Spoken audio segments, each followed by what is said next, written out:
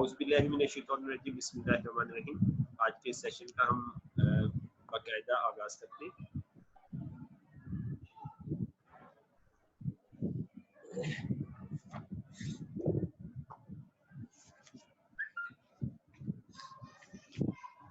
तो सबसे पहले मैं आपको दुनिया की बेहतरीन कारोबारी पेशकश में खुशामदीद कहता हूँ। और हाँ, हमारे कारोबारी सिस्टम का नाम कारोबारी सपोर्ट सिस्टम का नाम जेन्युइन सिस्टम है। तो ये सिस्टम मैंने हाफिज डॉक्टर अब्दुल रहमान साहब को प्रेजेंट किया और उन्होंने इसको जो है तकरीबन 1-1.5 माह अच्छी तरह से जांच पड़ताल की और उसके बाद फिर हाफिज डॉक्टर अब्दुल रहमान साहब ने जेन्युइन सिस्टम को ज्वाइन किया, इसका हिस्सा बने और उसके बाद फिर अब उनकी ये ख्वाहिश है कि उनके हल्का बाब में जो क्लोज उनके लोग हैं ना, उनको ये सिस्टम प्रेजेंट किया जाए और अगर उनको इसमें से अपॉर्चुनिटीज नज़र आ रही हैं तो वो भी इससे ना फ़ायदा उठाएं। तो इस मिशन के लिए हम ना 1-to-1 मीटिंग्स कर रहे हैं कि हम आपको एक ओवरव्यू जो है वो दे दें, हम आपको एजुकेट कर दें ताकि आपके तक ये जो है वो सिस्टम पहुंच जाए। तो ये हमारी जो मीटिंग है ये तकरीबन 35 मिनट में हम इसे ना क्लोज करेंगे। इसको 1-to-1 मीटिंग कहते हैं। तो ये जेन्युइन सिस्टम की जो है फर्स्ट मीटिंग होती है, 1-to-1 मीटिंग, ठीक है। तो ये जो जेन्युइन सिस्टम है ये 40 साल से अमेरिका में काम कर रहा है और ये लाखों लोग इस पे अमल करके कामयाब हो चुके हैं और आप भी इस साबितशुदा सिस्टम में कामयाब होकर अपना मुस्तकबिल रोशन कर सकती हैं। तो मैं आपको अपना तारफ करवा दूं, मेरा नाम राना तारिक जावेद है और मेरा इसमें जो ओहदा है वो सीनियर सेल्स डायरेक्टर है और मेरा ताल्लुक जो है वो इस्लामाबाद से है। मैंने मोरखा 10 जनवरी 2003 से ये कारोबार शुरू किया और मैं पिछले तकरीबन 18 साल से मैं लोगों को एम्पावर कर रहा हूँ, स्पॉन्सर कर रहा हूँ, उनको अपने पांव पे खड़ा कर रहा हूँ। तो यही मेरा काम है, ये मेरी जॉब है और मेरे जो स्पॉन्सर हैं जो मुझे सिस्टम में लेके आए थे, मैं उनका बहुत शुक्रगुजार हूँ। वो है राना सुहेल अहमद साहब, मेरे बड़े भाई, और हम दोनों के जो स्पॉन्सर हैं वो मोहम्मद मुस्तफ़ा भाई हैं। उनका ताल्लुक कराची से था, वो अल्लाह ताला को प्यारे हो गए, अल्लाह ताला उनकी दर्जात बुलंद करे, उनकी वजह से ये सिस्टम हम तक पहुंचा था। तो इस कारोबार से पहले मैं फौजी फाउंडेशन में अकाउंट्स डिपार्टमेंट में मैं जॉब करता था। इस सिस्टम के ज़रिए मेरी बेहतरीन शख्सियत साजी हुई और मेरी फैमिली की इस सिस्टम के ज़रिए सेहत बेहतर हुई। और मैंने इस सिस्टम को क्यों ज्वाइन किया, मैं इसकी 3 बुनियादी वजूहात आपके सामने मैं रखना चाहता हूँ। तो पहली मेरा जो ड्रीम था वो ये था कि मैं अपने वालिदैन को हज और उम्रा करवाना चाहता था और फिर मैं ये चाहता था कि मैं कम वक्त में बड़ी कामयाबी हासिल करूं और जहां पे आगे बढ़ने के लिए वक्त और पैसे की कैद ना हो और फिर मैं अपनी फैमिली की सेहतमंद और खुशहाल जिंदगी चाहता था। ये 3 वजूहात थी जिसकी वजह से मैंने इस सिस्टम को ज्वाइन किया। अगली स्लाइड पे हम चलते हैं। अगली स्लाइड में हम एटीट्यूड ऑफ इनकम जो है वो इसके बारे में हम बात करेंगे। आमदनी कमाने का रवैया, आमदनी कमाने का रवैया क्या है हमारी सोसाइटी के अंदर। तो हर इंसान के ख्वाब होते हैं, हमारे भी ख्वाब हैं और फिर हमारे साथ जुड़े हुए हमारी फैमिली के ख्वाब हैं। तो अब ख्वाबों के पूरा होने का ताल्लुक जो है वो आमदनी के साथ है और आमदनी का ताल्लुक जो है हमारी सोच के साथ है। यानी कि हमारी जो आमदनी है, इनकम है, वो हमारी सोच के साथ जुड़ी हुई है और आमदनी हासिल करने के लिए हमारे माशरे में 2 तरह की सोचें पाई जाती हैं। पहली सोच को हम लिजर्ड के साथ तशबीह देते हैं, चिपली के साथ तशबीह देते हैं। तो लिजर्ड क्या करती है, चिपली क्या करती है? Lizard uses its time and efforts to catch the food. ये क्या करती है? अपना वक्त लगाती है और कोशिश लगाती है। वक्त और कोशिश लगा के ये क्या करती है? अपनी खुराक हासिल करती है। छिपकली को खुराक हासिल करने के लिए अपना वक्त और कोशिश लगातार लगाना पड़ता है, यानी कि उसको जब भी भूख लगती है हर दफा वो दोबारा वक्त लगाती है और एफर्ट करती है और फिर अपना पेट पालती है वो ना। तो सारी जिंदगी वो यही काम करती रहती है क्योंकि उसके पेरेंट्स ने उसको यही कुछ सिखाया, उसके बड़ों ने उसको यही कुछ सिखाया। जबकि मिस्टर स्पाइडर जो है, मकड़ा जो है ना, इनकी सोच जरा डिफरेंट है, ठीक है। और मकड़ी की सोच को हमारे माशरे की दूसरी सोच के साथ तशबीह दी गई है। तो मकड़ा क्या करता है? मकड़ा भी spider uses its time and efforts to build an asset. मकड़ा क्या करता है? वो भी टाइम और एफर्ट लगाता है, लेकिन वो खुराक के लिए टाइम और एफर्ट नहीं लगाता। वो किसके लिए टाइम और एफर्ट लगाता है? उसको क्या बताया गया है? वो टाइम और एफर्ट लगाता है जाला बुनने के लिए। जाला बुनने के लिए वो टाइम और एफर्ट लगाता है। और नीचे क्या लिखा हुआ आपको नजर आ रहा है जाले के नीचे?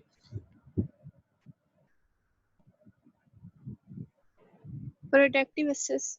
Productive asset. ये क्या होते हैं? पैदावारी असासे। कौन सी पैदावारी असासे जिससे होते हैं? ऐसे असासे जो इनको आप एक दफा बना लें और फिर वो आपको लगातार आमदनी देते रहते हैं। तो स्पाइडर जिससे क्या करता है? वो बेचारा चंद दिन या चंद हफ्ते परेशान होके, भूख काट के, मेहनत करके, एक टफ टाइम से गुजर के वो अपने एसेट बना लेता है। और जब उसके एसेट बन जाते हैं, जाला बन जाता है, उसके बाद वो क्या करता है? वो रिलैक्स हो जाता है और वो अपनी लाइफ को एंजॉय करता है। वो अपनी जिंदगी के और कामों के ऊपर तवज्जो देता है, अपनी जिंदगी के और शोबों को बिल्ड करता है। और जब उसे भूख लगती है अपने जाल के पास आता है और अपना पेट भरता है, उसके बाद फिर वापस चला जाता है। फिर भूख लगती है, मक्खी खुद आके जाल में खुद फंसती है और वो अपनी लाइफ को एंजॉय करता रहता है। तो ये दो तरह की सोचें जो है हमारे माशरे में पाई जाती है। अच्छा, अब देखिए दोनों की खुराक जो है वो खुराक एक जैसी है, लेकिन उसको हासिल करने का तरीकेकार मुख्तलिफ है। तो हम भी ये समझते हैं कि हम ये समझते हैं कि इंसानों का आमदनी हासिल करने का तर्ज अमल क्या है, तरीका क्या है। इससे पहले आगे बढ़ने से पहले मैं आपसे पूछूंगा कि आप कौन सी सोच को आप बेहतर समझेंगी, कौन सी सोच बेहतर है इन दोनों में से? किसकी सोच बेहतर है? बकरे की है या छिपकली सर की? स्पाइडर की। स्पाइडर की अच्छी है, बिल्कुल आपने सही फरमाया, बिल्कुल आपने सही कहा, स्पाइडर की सोच जो है वो अच्छी है। ठीक है, तो अब मैं आपके सामने एक थ्योरी रखने जा रहा हूँ, कैश फ्लो क्वाड्रेंट इसे कहा जाता है। ये माहिर माशियात दान है रॉबर्ट टी कियोसाकी, जिनका ताल्लुक अमेरिका से है। तो इन्होंने कैश फ्लो, कैश का बहाव, कैश के बहाव को 4 हिस्सों में तकसीम किया है। ये कहते हैं कैश जो है ये 4 खानों में जो है वो बहता है, 4 खानों में होता हुआ लोगों के पास ये जाता है। सबसे पहला जो क्वाड्रेंट है वो है इम्प्लाई। इम्प्लाई जो है ये क्या करते हैं? Have job, generate income for boss.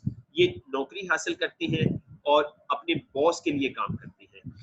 जो बॉस इन्हें कहते हैं ये करते हैं, इसलिए ये नौकरी करते हैं, नौकरी में कामयाब रहते हैं। अगर ये बॉस की बात नहीं मानेंगे तो बॉस इनको जॉब से निकाल देगा। तो उनकी बुनियादी तरजीह क्या होती है? सिक्योरिटी होती है। एम्प्लॉय की सोच होती है कि मुझे ऐसी सिक्योर जॉब मिले कि जहाँ पे 60 साल तक मुझे कोई तंग ना करे, माहाना आमदनी मिले, तनख्वाह मिले, मेडिकल अलाउंस मिले, पेंशन वगैरह मिले। तो वो अपनी आमदनी को ना महफूज समझ रहे होते हैं, लेकिन वो महफूज होती नहीं है। अभी आप देखिए कोरोना ने हमें कितना बड़ा सिखाया कि कई लोगों, बहुत बड़ी तादाद में लोगों की जॉब जो है वो खत्म हो गई, मास वाई गवर्नमेंट एम्प्लॉय के ना।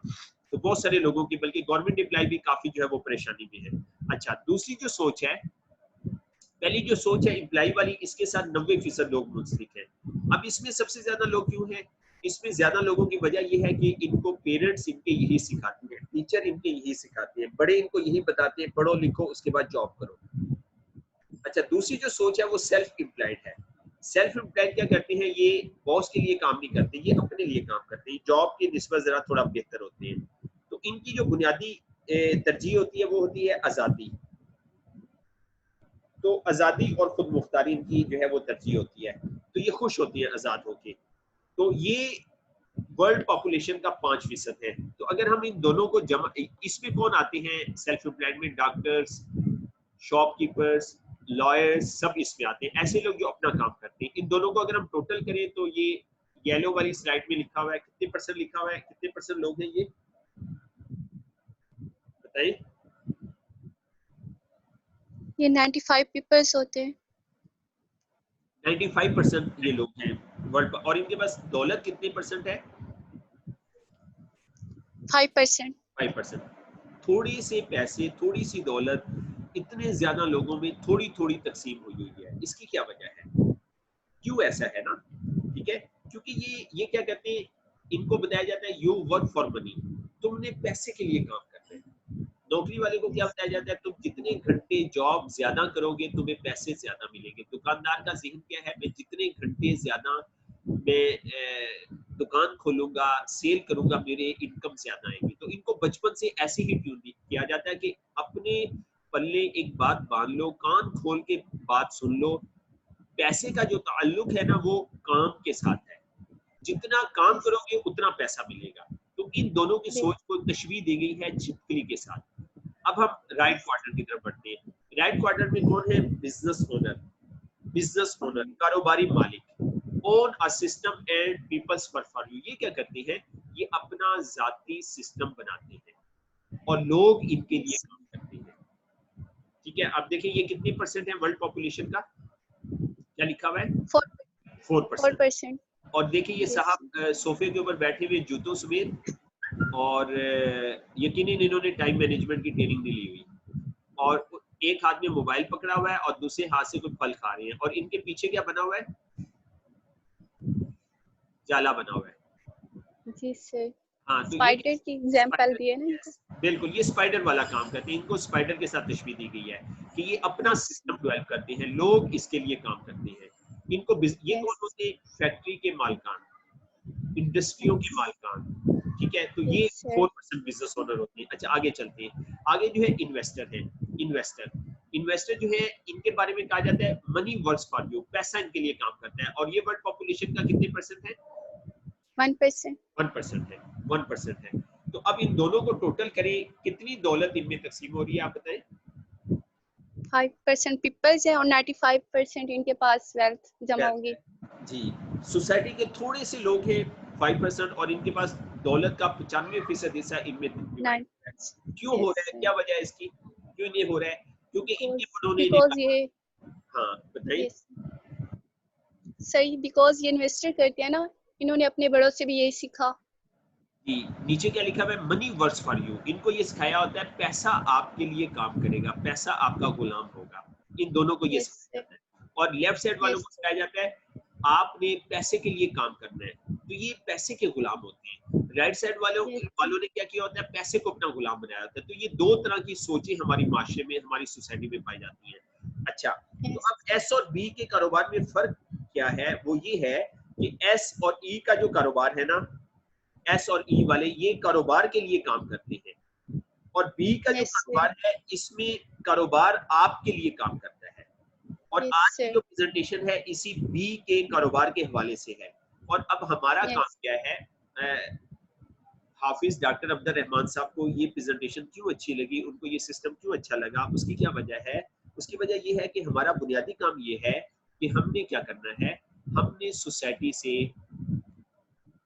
लोगों को लेफ्ट क्वाड्रेंट से निकाल के राइट क्वाड्रेंट की तरफ लेके जाना है, और राइट क्वाड्रेंट में ले जाके उनकी रहनुमाई करके, उनके ऊपर मेहनत करके उन्हें सक्सेसफुल बनाना है। तो फी जमाना इससे अच्छा कोई काम नहीं हो सकता। हमारा सिस्टम क्या है? भूखे को रोटी ना दो, भूखे को मछली पकड़ के ना खिलाओ, उसको मछली पकड़ने का तरीका सिखाओ। तो यही काम हम कर रहे हैं। ठीक है, अब मैं आपसे जी बोलिए। जी सर आप बताएं। अब आप बताएं, आप इन चारों में से कौन से खाने को सिलेक्ट करेंगी? सर 3 और 4 बेस्ट है, बिकॉज हम जैसे 5% पीपल जो करते हैं कि वो मनी को उनके लिए काम करती है, ये भी बेस्ट है, और जो पीपल्स काम करते हैं आपके लिए, ये भी बेस्ट है। जी बिल्कुल ऐसे ही है, बिल्कुल ऐसे ही, बिल्कुल आपने सही कहा। सर मैं ये बात कर रही थी कि ये हदीस भी है ना कि आप किसी को मतलब कि वो चीज नहीं दे बल्कि उनको काम दें, ये नबी पाक सल्लल्लाहु अलैहि वसल्लम से ये हदीस भी मरवी है। अच्छा माशाल्लाह माशाल्लाह। चलें आपसे मैं हदीसें याद करूंगा। हाफिज डॉक्टर अब्दुल रहमान साहब को भी कहा हुआ है मेरी प्रेजेंटेशन में, टीचिंग्स में इन चीज़ों की कमी होती है, एक तो पुरानी आयात नहीं होती और अहदीस नहीं होती, तो ये मैं आपसे ना ज़रूर सीखूंगा, आपसे हेल्प लूंगा। ठीक है, अच्छा तो अब हम अगली स्लाइड की तरफ चलते हैं। आपने कहा कि बिजनेस ओनर जो है ये सिलेक्शन, बिजनेस ओनर वाला क्वाड्रेंट जो है ये बेहतर है ना? क्यों? इसमें हमें क्या करना होता है? अपना सिस्टम बनाना होता है। ठीक है, हम इसमें अपना ना सिस्टम बनाते हैं, तो ये तरीका जो है वो बेहतर है, ये तरीका जो है वो बेहतर है। अब हम आगे चलते हैं। अगली स्लाइड में क्या लिखा हुआ है? आपको क्या लिखा हुआ नजर आ रहा है? बिजनेस ओनर सिलेक्शंस और best way to build a system. जी, यहाँ ये स्लाइड शुरू इसी से हो रही है कि बिजनेस ओनर का जो आपने सिलेक्शन की है थर्ड क्वाड्रेंट की, तो ये बेहतरीन तरीका है सिस्टम बिल्ड करने का। ठीक है, अच्छा तो इसी स्लाइड में हमने सिस्टम बनाने वालों को ये जान लिया कि वो लोग कामयाब होते हैं ना, और आप भी ये चाह रही होंगी कि आप भी एक सिस्टम बनाएं। लेकिन अब सवाल ये पैदा होता है कि एक आम आदमी सिस्टम कैसे बना सकता है? तो हम इस स्लाइड में हम समझते हैं। अब कारोबारी लोग क्या करते हैं, अपने कारोबार में ऐसे बेहतरीन तरीके का इंतखाब करते हैं जिससे सिस्टम बन सकता है। मसलन टेलीकॉम कंपनीज ने क्या किया, वारिद, जोम, यूफोन, इन्होंने क्या किया, बूस्टर लगा के एक बेहतरीन सिस्टम बनाया, लोगों को घरों में सिग्नल दिए। क्यों दिए? ताकि इनको इनकम मिले। इसी तरह मैकडोनल्ड ने क्या किया, केएफसी ने क्या किया, बाटा ने क्या किया, उन्होंने अपनी फ्रेंचाइजीज बनाई और फ्रेंचाइजीज बना के क्या किया, अपना सिस्टम जो है वो बनाया। तो अब हम यहाँ पे बात करते हैं कि जैसे कि फेसबुक, और जैसे कि हम ना फेसबुक की बात करते हैं कि हम कहते हैं कि हम फेसबुक बनाएं और उसमें अपना सिस्टम बनाएं, ठीक है, या हम अब इसके लिए हमें क्या चाहिए, हमें टैलेंट चाहिए ना, ठीक है, हम नावल लिखे और इसमें क्या होगा, हमें दूसरों से नावल लिखे, वो मशहूर हो जाएगा, हमें पैसे मिलना शुरू हो जाएंगे, हमें दूसरों से कंपटीशन होगा। अब क्या है कि हर बंदा जहानत को दुरुस्त तरीके से और वक्त पर इस्तेमाल नहीं कर सकता। फेसबुक के मालिक ने क्या किया, अपनी जहानत को सही वक्त पे और दुरुस्त तरीके से इस्तेमाल किया। क्या किया उसने, और वो दुनिया का कम उम्र अमीर आदमी बन गया, ठीक है। अब अगर एक और तरीका है कि मूवी बनाए, अब बंदा कहता है जी मैं मूवी बनाऊंगा, वो हिट हो जाएगी और मेरे पास दौलत आ जाएगी ना। तो अब मूवी बनाने के लिए क्या है, दूसरों से, इसके लिए दूसरों से भी कंपटीशन करना पड़ता है और सरमाया भी बहुत चाहिए होता है। और अगर आप बिल्डिंग बनाए, एक आदमी कहता है जी मैं बिल्डिंग बनाऊं और उसमें सिस्टम बनाऊं और रेंट का सिस्टम बनाऊं, रेंट कलेक्शन का सिस्टम बनाऊं, तो मेरी जो है वो एसेट बन जाएंगे और मैं कामयाब हो जाऊंगा। तो इसके लिए भी हमें सरमाया चाहिए। तो आज के दौर में आम लोगों के लिए इन तरीकों से सिस्टम बनाना बहुत मुश्किल है। तो अब मैं आपको वो तरीका बताने जा रहा हूँ जिसकी मदद से आम आदमी, एक आम खातून भी अपना सिस्टम बना सकती है, जिसको हम क्या कहते हैं, जिसको हम डायरेक्ट सेलिंग कहते हैं। और डायरेक्ट सेलिंग के नीचे क्या लिखा हुआ है, franchising business. Franchising business, franchising business, direct selling के नीचे लिखा हुआ है फ्रेंचाइजिंग बिजनेस। तो डायरेक्ट सेलिंग का दूसरा नाम फ्रेंचाइजिंग बिजनेस भी है। तो मैं आपको अब इसके बारे में बताने जा रहा हूँ कि डायरेक्ट सेलिंग में हम अपना सिस्टम कैसे बना सकते हैं और इसकी मदद से हम अपने ख्वाबों को, अपनी फैमिली के ख्वाबों को कैसे पूरा कर सकते हैं, ठीक है। इसमें सबसे पहली जो खूबसूरती है वो ये है कि इसमें कोई नॉलेज की और टैलेंट की जरूरत नहीं है, ठीक है। और दूसरा क्या है, आपका कंपटीशन अपने साथ है और इसमें कोई सरमाए की भी जरूरत नहीं है, किसी किस्म के सरमाए की जरूरत नहीं है, ठीक है। और यकीनन आप इस सिस्टम के बारे में मजीद जानना चाहेंगी और जानना चाह भी रही होंगी कि आप इस इंडस्ट्री के जरिए अपनी और अपनी फैमिली के ड्रीम जो है वो कैसे पूरा कर सकती है। तो हम अगली स्लाइड की तरफ बढ़ते हैं। अगली स्लाइड में आपको क्या लिखा हुआ नजर आ रहा है, conventional marketing with effective product distribution system.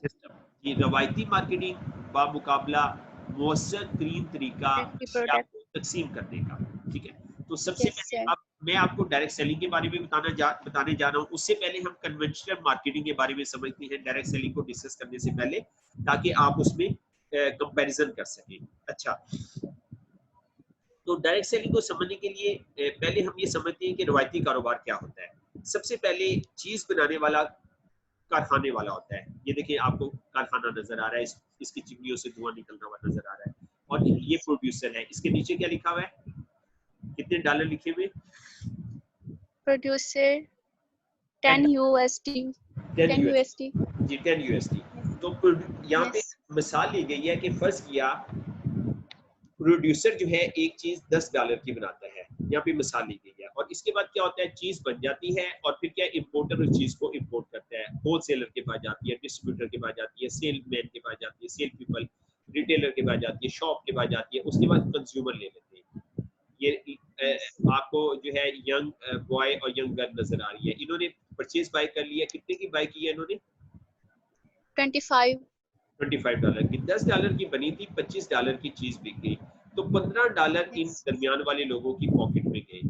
$15, ठीक है, इनकी पॉकेट में गए ना, ठीक है। इन सब ने जो है वो इंजॉय किए $15, ठीक है। अच्छा, तो अब ये बताएं कि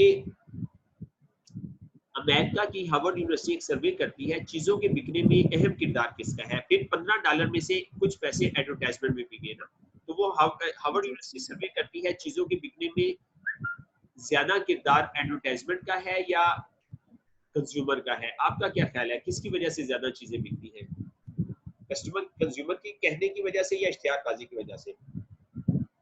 एडवर्टाइजमेंट की वजह से, ये सब लोग यही कहते हैं, जबकि लोगों को, कंज्यूमर की आपको वजह भी, से। जी आपको भी अपनी पावर का नहीं पता। हमारी जो यस सर, कंज्यूमर जो है ये असल पावर है।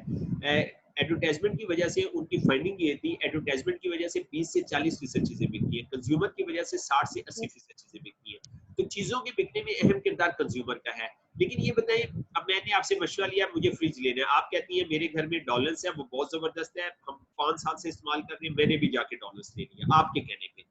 अब डॉलर्स यस वालों ने सर, आपको कुछ दिया, नो सर, शुक्रिया का लेटर भी नहीं दिया, पैसे तो देने दूर की नो बात है। अब सर, इस पूरे सर्कल में क्या हो रहा है, सबसे ज्यादा बोझ पड़ रहा है कंज्यूमर के पास। अभी क्या हुआ, यस, पेट्रोल सस्ता हुआ 25 रुपए, कंज्यूमर को यस चीजें सर, सस्ती नहीं मिली, अब पेट्रोल महंगा हो गया, अब पेट्रोल दोबारा महंगा हो गया, अब देखिएगा दोबारा जो है वो कंज्यूमर पे फिर और बोझ पड़ जाएगा।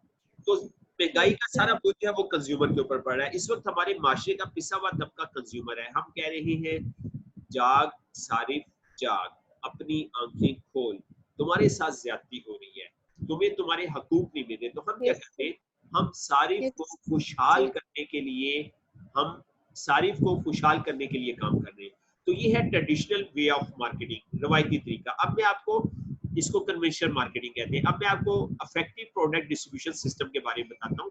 चीजों को तरसील करने का, तकसीम करने का आसान तरीन तरीका, मुअस्सर तरीन तरीका। इसमें क्या होता है, ये देखिए आप, फैक्ट्री वाले ने चीज बनाई और डायरेक्ट कंज्यूमर ने ले ली। ये जो बीच वाले लोग थे इनको हमने क्या कर दिया,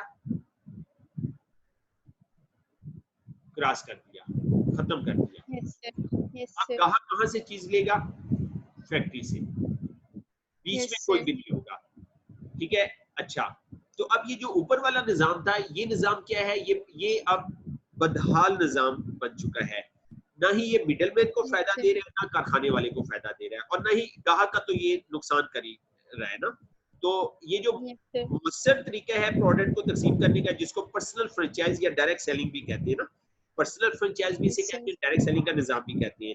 तो यस सर, अब हम इसके बारे में बात करते हैं कि ये आपके और हमारे ड्रीम्स को कैसे पूरे कर सकते हैं और ये क्यों कर सकते हैं। अब ग्राहक क्या करेगा, वो डायरेक्ट फैक्ट्री से चीज लेगा, तो कितने पैसे यस बचे, सर, 15 रुपए बचे।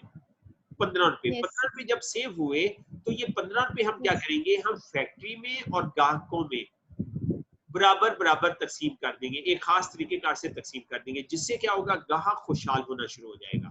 तो इसके क्या क्या यस बेनिफिट सर, होंगे, पहला बेनिफिट ये होगा कि ग्राहक फैक्ट्री से डायरेक्ट चीज लेगा। दूसरा क्या है, customer make word of mouth advertisement, customer चीज को इस्तेमाल करके तारीफ करेगा। मुझे बताइए, एडवर्टाइजमेंट वाला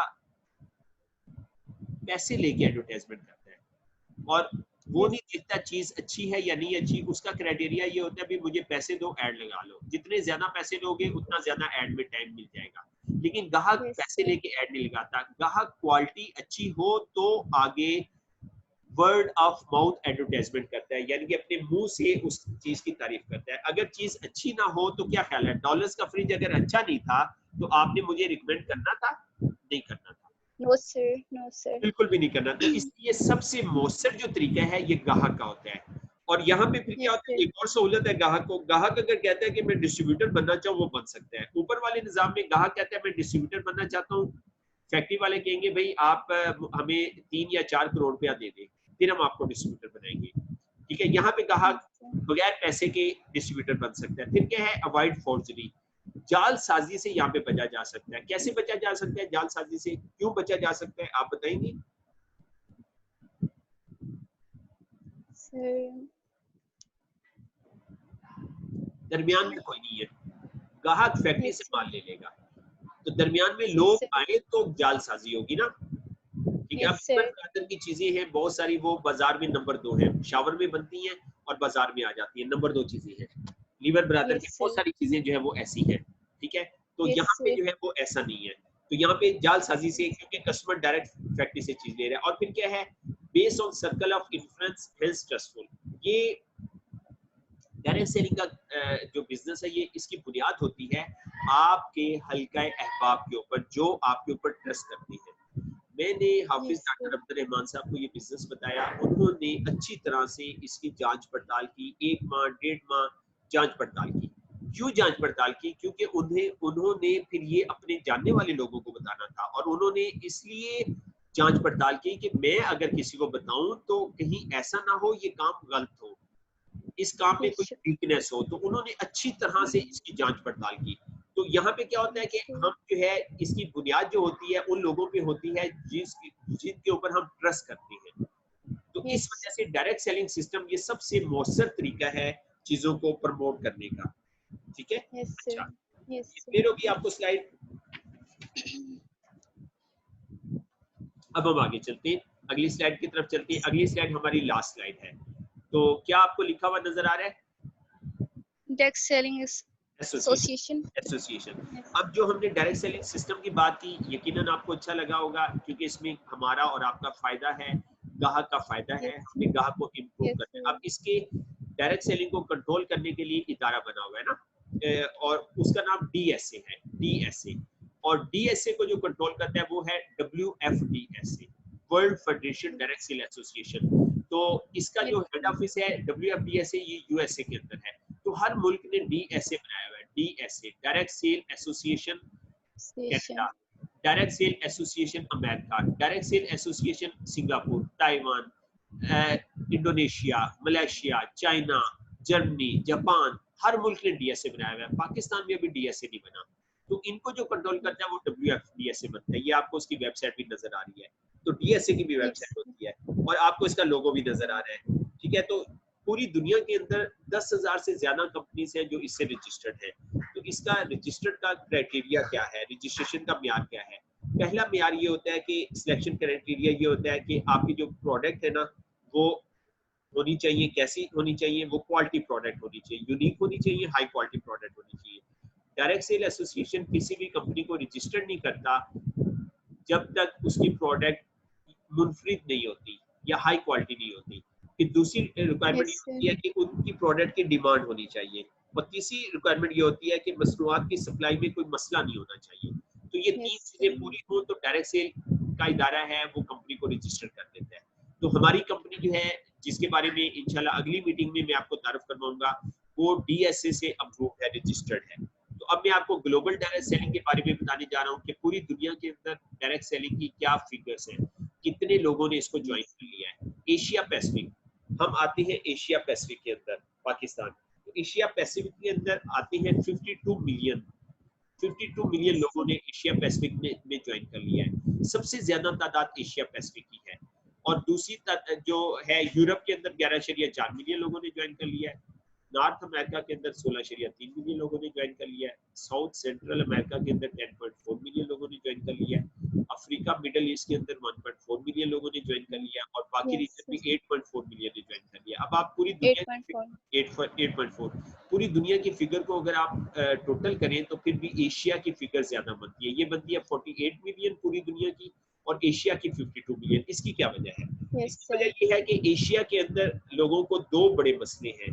पहला मसला ये है कि उनको अपनी आमदनी बढ़ाने के जराए के बारे में नहीं पता। वो चाहते हैं उनको ऐसे सोर्स मिले जिससे वो अपनी आमदनी बढ़ाएं। और दूसरी Yes, वजह sir. जो ये है कि उन एशिया के लोगों की सेहत सही नहीं है, सेहत बहुत खराब है। तो हमारे पास सिस्टम क्या Yes, है, sir. इन दोनों मसलों का हल है कि हम लोगों Yes, को sir. आमदनी बढ़ाने के जराए भी बता सकते हैं और हम लोगों को उनकी हेल्थ को बेहतर करने के लिए हम उन्हें ट्रेन भी कर सकते हैं, हम उन्हें रास्ता भी दिखा सकते हैं। तो इस वक्त कहते Yes, हैं sir. कि Asia is a hot cake. Asia के अंदर ये चीज जो है बड़ी तेजी के साथ ग्रो होगी ना, और हम लगी हैं, हम एशिया के अंदर हैं। तो ये थी मेरी प्रेजेंटेशन।